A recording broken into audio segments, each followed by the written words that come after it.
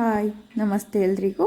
ನಾನಿವತ್ತು ವರಮಹಾಲಕ್ಷ್ಮಿ ಹಬ್ಬಕ್ಕೆ ಲಕ್ಷ್ಮಿಗೆ ಇಷ್ಟವಾದ ಗೋಧಿ ಪಾಯಸ ಹೇಗೆ ಮಾಡೋದು ಅಂತ ಹೇಳ್ಕೊಡ್ತಾ ಇದ್ದೀನಿ. ಗೋಧಿ ಅಂದ್ರೇ ಲಕ್ಷ್ಮಿಗೆ ತುಂಬ ಇಷ್ಟ. ಇನ್ನು ಗೋಧಿ ಉಪಯೋಗಿಸ್ಕೊಂಡು ನೈವೇದ್ಯ ಮಾಡಿದ್ರೆ ಇಷ್ಟ ಆಗದೆ ಇರುತ್ತಾ. ಆದ್ದರಿಂದ ಬೆಳಗಿನ ಪೂಜೆಗೆ ಕ್ವಿಕ್ಕಾಗಿ ಒಂದು ಗೋಧಿ ಪಾಯಸ ಹೇಗೆ ಮಾಡೋದು ಅಂತ ಹೇಳ್ಕೊಡ್ತಾ ಇದ್ದೀನಿ. ಇದನ್ನ ನೋಡ್ಕೊಳ್ಳೋದಕ್ಕಿಂತ ಮುಂಚೆ ಇನ್ನು ಯಾರೆಲ್ಲ ನನ್ನ ಚಾನಲ್ನ ಸಬ್ಸ್ಕ್ರೈಬ್ ಮಾಡ್ಕೊಂಡಿಲ್ಲ ಪ್ಲೀಸ್ ಸಬ್ಸ್ಕ್ರೈಬ್ ಮಾಡಿಕೊಂಡು ನೋಡಿ ಅಂತ ಹೇಳ್ತಾ ಬನ್ನಿ ಹೇಗೆ ಮಾಡೋದು ಅಂತ ನೋಡೋಣ. ಮೊದಲಿಗೆ ನಾನಿಲ್ಲಿ ಒಂದು ಮಿಕ್ಸಿ ಜಾರ್ ತೊಗೊಂಡಿದ್ದೀನಿ. ಮಿಕ್ಸಿ ಜಾರ್ಗೆ ನೆನೆಸಿಟ್ಟಿರೋದು ಗೋಧಿ ಹಾಕ್ಕೊತಾ ಇದ್ದೀನಿ.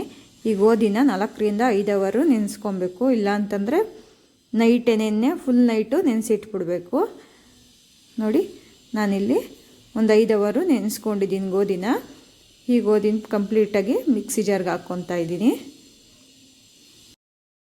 ನೋಡಿ ಗೋಧಿ ಎಲ್ಲ ಮಿಕ್ಸಿ ಜಾರ್ಗೆ ಹಾಕ್ಕೊಂಡು ಇವಾಗ ಇದ್ರ ಜೊತೆಗೇ ನಾನಿಲ್ಲಿ ಸ್ವಲ್ಪ ಹಸಿ ತೆಂಗಿನಕಾಯಿ ತುರಿ ಹಾಕ್ಕೊತಾ ಇದ್ದೀನಿ. ಇಲ್ಲಿ ತೆಂಗಿನಕಾಯಿ ಏನು ಅಷ್ಟೇ ಹಾಕ್ಕೊಬೇಕು ಇಷ್ಟೇ ಹಾಕ್ಕೊಬೇಕಂತ ಏನು ಮೆಜರ್ಮೆಂಟ್ ಇಲ್ಲ, ಹಾಕ್ದಲೇ ಕೂಡ ಇರ್ಬೋದು. ಹಾಕಿದ್ರೆ ಹಸಿ ತೆಂಗಿನಕಾಯಿ ಹಾಕಿದ್ರೆ ಚೆನ್ನಾಗಿರುತ್ತೆ. ಇವಾಗ ಇದ್ರ ಜೊತೆಗೇ 2 ಏಲಕ್ಕಿ ಹಾಕ್ಕೊಂಡಿದ್ದೀನಿ. ಒಂದು ಅರ್ಧ ಗ್ಲಾಸಷ್ಟು ನೀರು ಹಾಕ್ಕೊಂಡು ಇವಾಗ ಮಿಕ್ಸಿ ಮಾಡ್ಕೊಬೇಕು. ನೋಡಿ ಆದಷ್ಟು ಫೈನಾಗಿ ರುಬ್ಕೊಳ್ಳಿ. ಇದನ್ನು ರುಬ್ಕೊಂಡಾದ್ಮೇಲೆ ಒಂದು ಬೌಲ್ಗೆ ಶೋಧಿಸೋ ಜಾಲ್ರಿ ತಗೊಂಡು ಇದರಲ್ಲಿ ಏನು ರುಬ್ಬಿರ್ತೀವಲ್ಲ ಈ ಪೇಸ್ಟ್ನ ಶೋಧಿಸ್ಕೊಬೇಕು. ನೋಡಿ ಈ ರೀತಿ ಸ್ವಲ್ಪ ನೀರು ಹಾಕ್ಕೊಂಡು ಮಿಕ್ಸಿ ಜಾರ್ಗೆ ಅದರಲ್ಲಿರೋದನ್ನು ನೀಟಾಗಿ ತಕ್ಕೊಂಡು ಶೋಧಿಸ್ಕೊಬೇಕು. ಇದೇನಿದೆ ಗೋಧಿ ಮತ್ತು ಕಾಯಿನ ರುಬ್ಕೊಂಡಿರೋದು ಇದನ್ನ ಒಂದ್ಸಲಿ ಶೋಧಿಸ್ಕೊಂಡಾದ್ಮೇಲೆ ಅದು ಹಾಲು ತಕ್ಕೊಂಡು ಮತ್ತೆ ಇದನ್ನ ಮಿಕ್ಸಿಗೆ ಹಾಕ್ಕೊಂಡು ರುಬ್ಕೊಂಡು ಮತ್ತೆ ಹಾಲು ತಕ್ಕೊಬೇಕಾಗುತ್ತೆ. ನೋಡಿ ನಾನಿಲ್ಲಿ ಒಂದ್ಸಲಿ ತಕ್ಕೊಂಡಿದ್ದೀನಿ. ಮತ್ತೆ ಇವಾಗ ಮಿಕ್ಸಿ ಜಾರ್ಗೆ ಹಾಕ್ಕೊತಾ ಇದ್ದೀನಿ. ಹಾಕ್ಕೊಂಡು ಇವಾಗ ಅರ್ಧ ಗ್ಲಾಸಷ್ಟು ನೀರು ಹಾಕಿ ಮತ್ತೆ ರುಬ್ಕೊಳ್ಳೋಣ. ಮತ್ತೆ ನೀಟಾಗಿ ಪೇಸ್ಟ್ ಮಾಡಿಕೊಂಡು ಇದನ್ನು ಶೋಧಿಸ್ಕೊಬೇಕು. ಇಲ್ಲಿ ಗೋಧಿ ಚೆನ್ನಾಗಿ ನೆನೆಸ್ಕೊಂಡು ರುಬ್ಬಿದ್ದೆ ಆದರೆ ಕಂಪ್ಲೀಟಾಗಿ 2 ಸಲ ರುಬ್ಕೊಂಡು ಶೋಧಿಸ್ಕೊಂಡ್ರೆ ಸಾಕು. ನೀಟಾಗಿ ಹಾಲೆಲ್ಲ ಬಿಟ್ಕೊಂಡ್ಬಿಡುತ್ತೆ. ನೋಡಿ ಹಾಲೆಲ್ಲ ನೀಟಾಗಿ ಬಿಟ್ಕೊಂಡು ಈ ಗೋಧಿ ಹೊಟ್ಟು ಮಾತ್ರ ಸಪ್ರೇಟ್ ಆಗಿದೆ.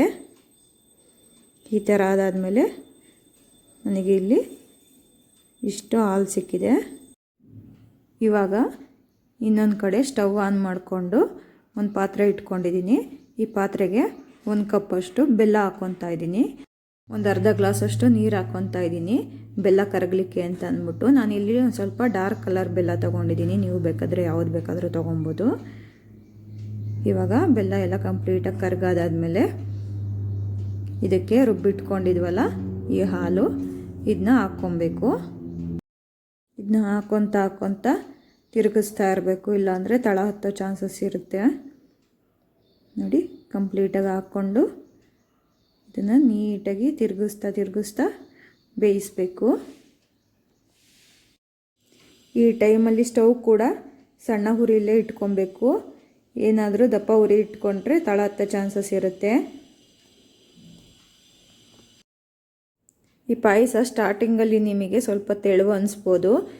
ಈ ಟೈಮಲ್ಲಿ ತೆಳುವು ಅನಿಸಿದ್ರೂ ಚೆನ್ನಾಗಿ ಬೇಯಿಸಿ ಅದು ತಣ್ಣಗಾದಾದ್ಮೇಲೆ ಗಟ್ಟಿ ಬಂದ್ಬಿಡುತ್ತೆ ಪಾಯಸ. ಆದ್ದರಿಂದ ಸ್ಟಾರ್ಟಿಂಗಲ್ಲಿ ನಾವು ತೆಳುವೆ ಮಾಡ್ಕೊಬೇಕು ಸ್ವಲ್ಪ. ನೋಡಿ ಈ ಹದ ಇರಲಿ.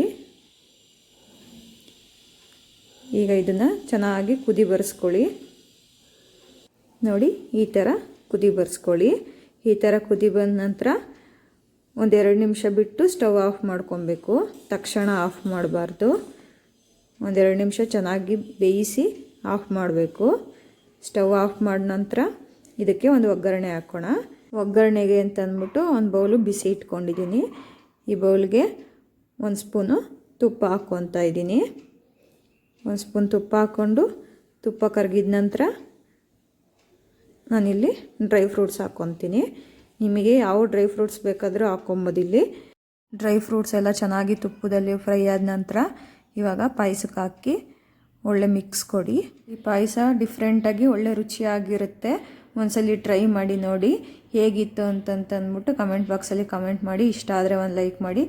ಇದೇ ಥರ ಹೊಸ ಹೊಸ ರೆಸಿಪಿಗಳಿಗಾಗಿ ನನ್ನ ಚಾನಲ್ನ ಸಬ್ಸ್ಕ್ರೈಬ್ ಮಾಡ್ಕೊಳ್ಳೋದು ಮರಿಬೇಡಿ. Thank you for watching.